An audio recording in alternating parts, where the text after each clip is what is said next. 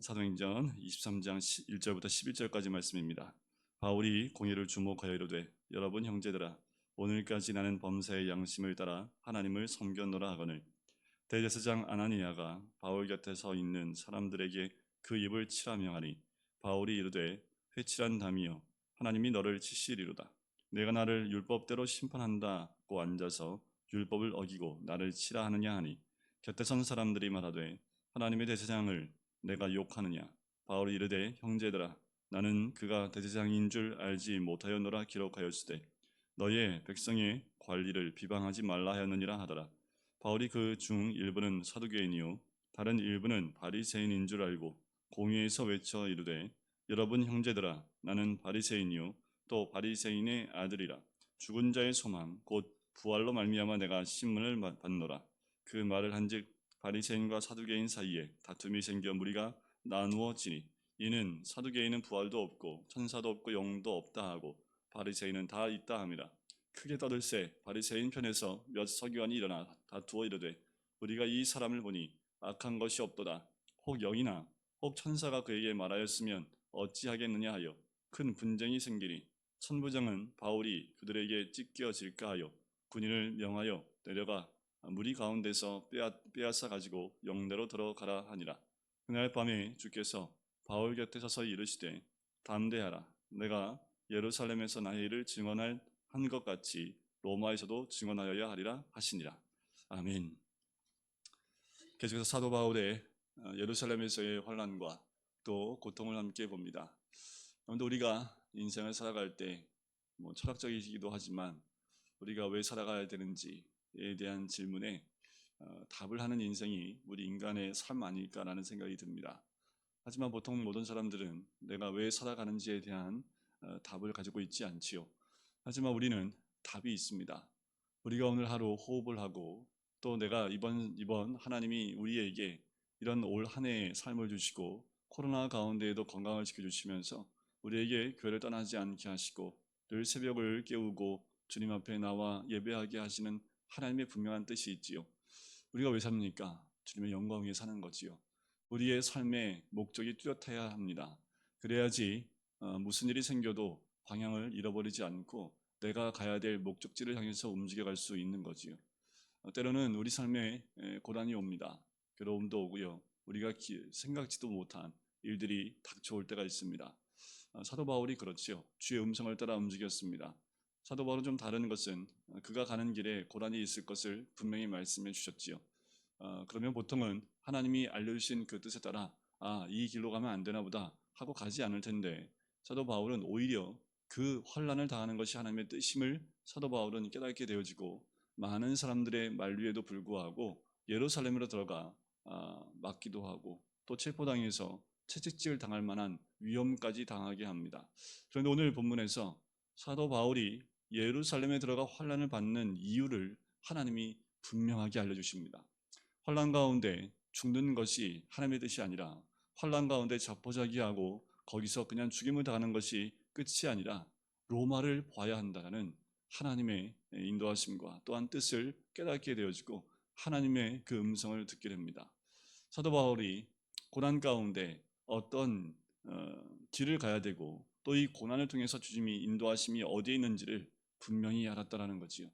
여러분 우리의 삶 가운데 특별히 코로나 시기를 거치면서 여러 가지 어려움 가운데 있는 분들이 참 많습니다. 특별히 이 코로나 가운데 시간이 길어지면서 소상공인들의 괴로움들이 많이 늘어나고 있지요. 여러 가지 사회의 변화와 또 정치의 변화와 경제의 변화로 인해서 타격을 가장 심하게 받는 그 부분, 교회도 여러 가지 어려움도 있지만 실제로 소상공인들의 어려움들은 이제 헤쳐나올 수 없을 만큼 지금도 그 터널을 지나가고 있지요.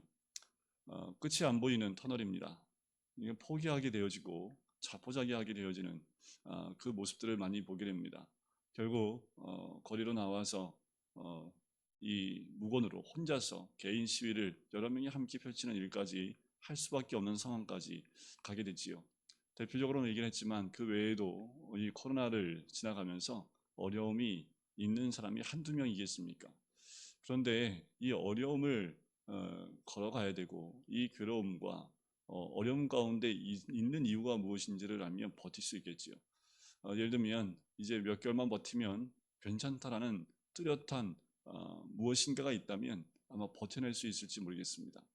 그런데 사람들이 좌절하는 이유는 끝이 보이지 않고 또 이 괴로움이 왜 왔는지 또 나에게 이걸 통해서 어떻게 해야 될지에 대한 것을 전혀 감지를 못하기 때문에 힘들고 어렵지요.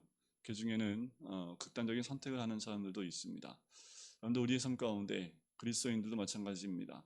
특별히 영적인 부분들을 보게 되면 이 코로나 시기 가운데 너무나 말씀과 또 하나님 곁에 서 있지 못하고 믿음을 떠나는 그리고 멀어져 가는 많은 성도님들을 보게 됩니다. 여러 가지 이유가 있겠지요. 그런데 공통적인 것은 이 코로나라는 이런 환경 가운데 하나님이 우리에게 말씀하시는 뜻이 무엇인지를 발견하지 못하기 때문입니다.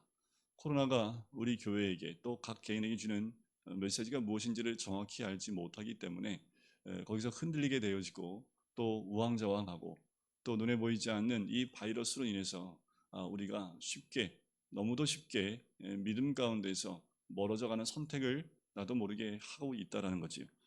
사도 바울은 오늘 이제 공회 앞에 갑니다. 천부장이 채식질에서 신문하려고 했는데 로마 시민권을 가진 사람인 것을 알고 신문을 하지 못하게 되지요. 대신에 이 사도 바울을 이 고발하게 된 이 유대인들과 또 유대인들의 전체 회의할 수 있는 공회에 사도 바울을 세우지요. 그래서 사도 바울이 얘기합니다. 나는 양심을 따라 하나님을 섬겼다 하니까 당시의 대제사장인 아나니아가 그를 치라고 얘기하지요. 사도 바울이 오히려 크게 그 아나니아 향해서 네가 법대로 하지 않느냐 하면서 오히려 큰 소리를 냅니다. 그때 곁에 있는 사람이 얘기하지요. 네가 대제사장에 대해서 그렇게 말할 수 있느냐 했을 때 사도 바울이 바로 이야기합니다. 내가 그 대제사장인지 알지 못했다 하면서 출애굽기 22장 말씀을 인용하면서 너희의 백성의 관리를 비방하지 말라 하였느니라 라고 특별히 이야기합니다. 이 일련의 과정을 보면 사도 바울이 율법에서 벗어나 법을 어기는 자가 아니라 율법에 기록한 대로 나아가는 사람인 것을 특별히 보여주고 있는 모습을 봅니다. 그리고 더 나아가서 그 자리에 모여있는 사람들이 두 부류라는 것을 발견해요. 사두개인과 바리새인이라는 거예요. 당시에 이 두 부류, 가장 큰 두 부류로 나눠져 있는데 거의 대부분의 사람들은 바리새파에 속해져 있습니다. 이 사두개파에 속한 사람들은 그렇게 많은 인원은 아니지만 주로 위에 있는 사람들, 권세가 있고 권력이 있는 그 사람들 층에 있는 사람들이 이 사두개인들입니다. 그러니까 힘이 있어요. 소수의 인원이지만 힘이 있고 권력이 있는 그 사람들이 사두개파라면 그 밑에 거의 대부분의 사람들이 이 바리새파 사람입니다. 사도 바울이 이것을 알고요. 내가 바리새인 아들인데 죽은 자의 소망 부활에 대해서 신문을 받는다라고 얘기했더니 이제 두 파가 나눠져서 서로 이야기가 되어집니다. 왜냐하면 바리새파 사람들은 사도 바울이 얘기한 것처럼 부활도 믿고요, 영도 믿고 다 믿지만 이 사두개파 사람들은 영적인 것을 믿지 않습니다. 그러니까 부활을 믿지 않아요. 그런 사람이니 이 부활에 대한 이야기를 가지고 서로 다투다가 보니까 이 사도 바울이 누구 편 같아요? 우리 편 같아요. 바리새파 사람이잖아요. 그러니까 어떻게 보호하려는 일들이 일어납니다. 그러니까 서로 논쟁이 너무 심해지는 거예요. 격해지기 시작을 합니다. 천부장이 보니까 바울이 다칠 것 같아요. 그래서 바울을 데려다가 그 자리에서 뺏어내서 영내로 다시 데리고 옵니다. 영내로 간다면 군인이 있는 그 자리지요. 로마 군인이 있는 곳으로 사도 바울을 데리고 옵니다. 그날 밤에 사도 바울에게 하나님이 말씀하시는 거예요. 내가 예루살렘에서 나의 일을 증언한 것 같이 자, 네가 나를 만나는 것을 증언한 것처럼 내가 로마에서도 증언하여리라 라는 뚜렷한 음성을 주신다라는 거지요. 사도 바울이 이제 버텨날 수 있는, 그리고 내가 지금 이렇게 고난당하는 정확한 이유와 그리고 고난당하면서도 내가 가야 될 방향이 어디인지를 정확히 알았다라는 겁니다. 사도 바울은 여전히 고난 가운데 있어요. 감옥에 갇혀 있고 또 로마 사람들에 갇혀 있고 붙잡혀 있습니다. 그럼에도 불구하고 로마로 가야 된다는 뚜렷한 목적을 이제는 알았기 때문에 사도 바울은 현재의 고난이 고난으로 여겨지지 않게 되는 거지요. 자, 날이 새는데 그 날이 샘과 동시에 어떤 일이 벌어집니까? 사도 바울을 죽이지 않으면 물도 밥도 음식도 먹지 않겠다고 한 사람이 40여 명이나 됩니다. 이들이 꾀를 내서 다시 공회에서 신문하겠다고 얘기를 내서 그를 불러내라. 그럼 우리가 숨어 있다가 그를 죽이겠다라고 하는 사람이 40명이에요. 여러분들 이 일을 보세요. 한쪽에서는 하나님이 하나님의 음성 가운데 로마를 보아야겠다 하는데 그와 동시에 한쪽에서는 뭐예요? 사도 바울을 죽이려는 음모가 있다라는 겁니다. 하나님의 뜻이 있습니다. 그런데 그 뜻에 반대하는 어둠의 세력은 사도 바울을 제거하려 한다는 것이요. 고난 속에 또 고난입니다. 여러분 우리의 삶 가운데 주의 길을 따라간다고 모든 길이 다 열리고 평안해지는 것 아닙니다. 분명히 로마로 가기 때문에 하나님 길을 열어주실 거야. 맞습니다. 하지만 우리가 생각하는 내 육신의 삶의 모든 것이 열리는 것이 아니라 어둠의 세력의 반대에 그리고 또 고난에 또 부딪힐 수밖에 없다라는 거지요. 우리가 말씀을 따라가고 하나님을 따라갈 때 우리가 기억하셔야 될 것은 하나님이 열어주신 길이 있지만 그 길을 방해하는 또 어둠의 세력도 있다라는 거지요. 이 이야기를 16절에 바울의 생질이 가서 사도 바울에게 얘기합니다. 사도 바울이 이 바울의 생질인 이 친척을 어떻게 해요?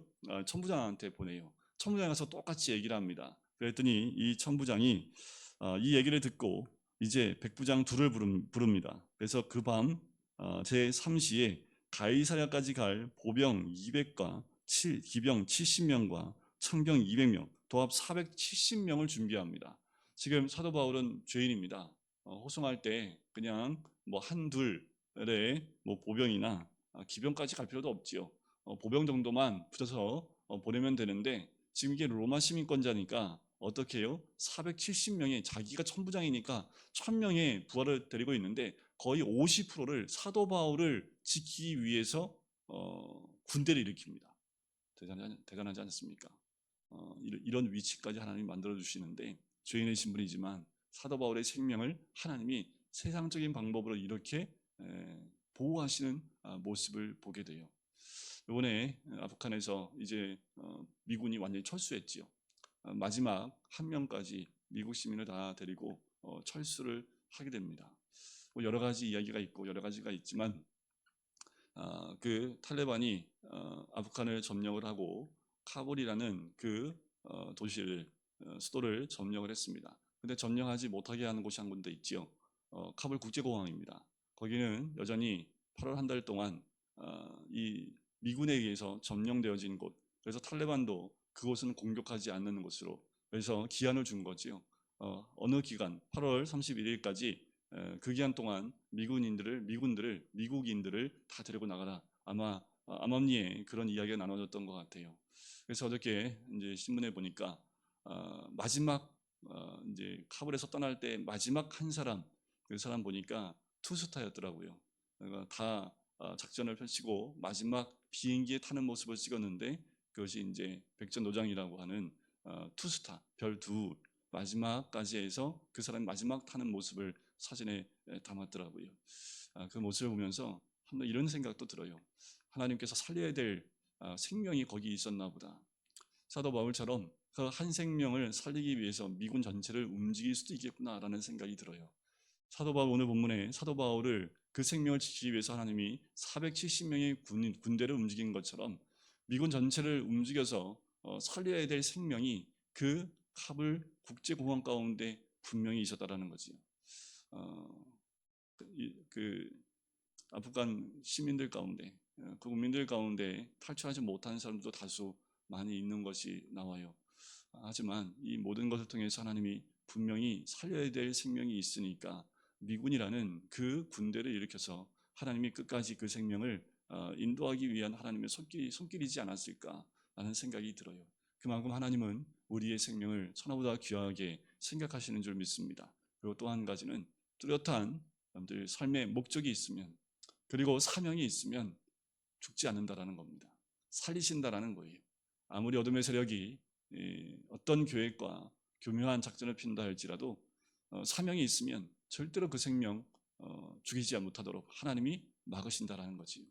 그래서 우리가 이 땅에 살면서 다시 한번 발견해야 될 것은 사도 바울처럼 사명이 무엇인지를 발견하는 그 삶을 살아야 될 줄 믿습니다. 오늘 하루 우리가 살아야 될 사명이 있고 올 한 해를 살아야 될 사명이 있고 또 이 땅에 살아가면서 나에게 맡겨주신 사명이 분명히 있는 것을 우리가 깨닫고 그 사명이 다하는 그날까지 우리가 최선을 다할 때 하나님의 보호하심이 우리의 삶 가운데 임하게 될 줄 믿습니다. 오늘도 그 주님과 함께 동행하시기를 주님의 이름으로 간절히 축원드립니다.